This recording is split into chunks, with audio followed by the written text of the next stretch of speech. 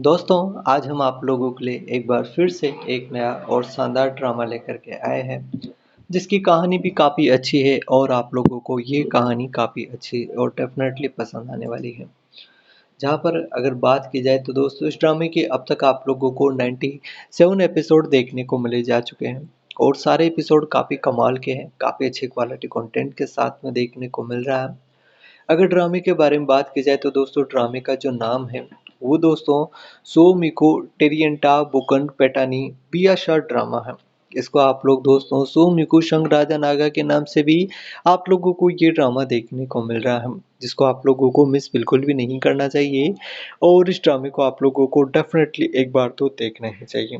मैं आप लोगों को इस वीडियो में इस ड्रामे की जो कहानी है उसके बारे में बताऊंगा और आप लोगों को दोस्तों इस ड्रामे की IMDb rating, Google users, audience और क्रिटिक्स की तरफ से इस ड्रामे को जो रेटिंग्स वगैरह मिली हुई है, उनके बारे में भी आप लोगों के साथ में इस वीडियो में डिस्कस करने वाले हैं। तो काफ़ी कमाल का और बेहद ही शानदार ये ड्रामा रहने वाला है, जिसकी कहानी आप लोगों को डेफिनेटली अच्छी लगने वाली है।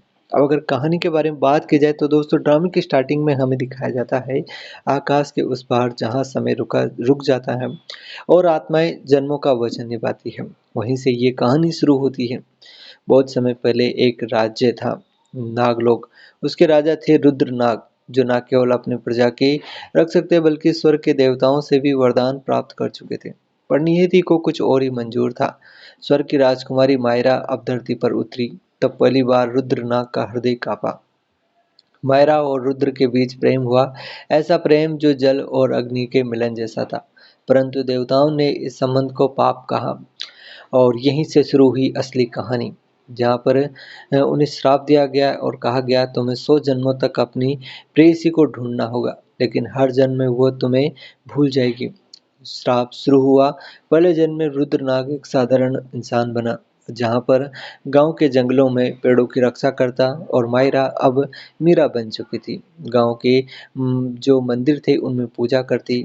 जब भी वह पेड़ काटने वालों से जो लड़ता तो वो मीरा उसके घाव पर औषधि लगाती। धीरे धीरे दोनों को लगा जैसे कोई अदृश्य डोर उन्हें बांध रही है। लेकिन जब उनके मिलन का समय आया, वही पुराना श्राप जाग उठा। आग लग गई जंगल में और अपनी जान बचा करके वो मीरा को बचाने निकल गया।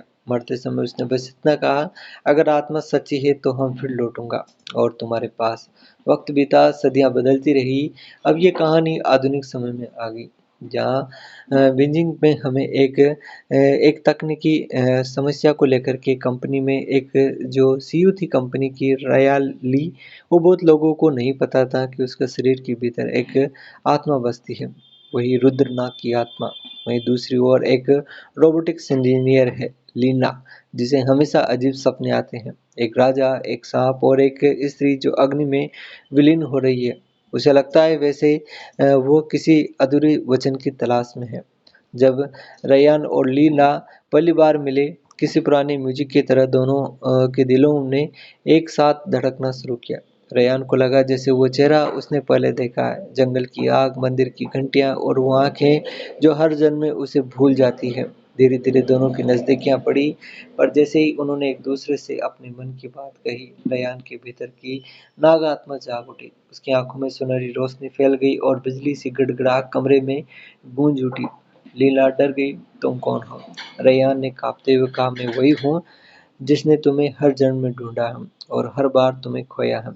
उस समय अंधकार का देवता लियू झाओ, जो कभी मायरा से प्रेम करता था, लौट आया और उसने कसम खाई थी कि अगर वो उन्हें मिलते देखेगा तो संसार का संतुलन तोड़ देगा। लियू झाओ ने रसायन के अंदर की शक्ति को जगा दिया और दोनों के बीच एक अलौकिक युद्ध छिड़ गया। बिजली, तूफान और समय की रेखाएं मुड़ने लगी। लीला ने चीखते हुए कहा, रयान, अगर ये सच्चा प्यार है तो मुझे भूल जाना, लेकिन इस बार लड़ाई खत्म कर दो। रयान मुस्कुराया, मैं तुम्हें कभी नहीं भूल सकता, उसने ऐसा कहा।